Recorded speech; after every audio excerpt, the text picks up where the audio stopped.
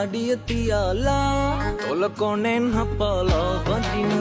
දෙවුලියේ කවුද නුඹ මා දෙස හොරෙන් බලාලා ඇස් වටේ නලෝලා හිතම හෙල්ලුව කවුද නුඹ හැඩ උකුලේ වදින තෙතට ගෙතුව කොණ්ඩයගේ නුඹ මටම කැපෙන බව මේ හිතට දැනුණා නාගේ ඉතින් කෝ කියන්නකෝ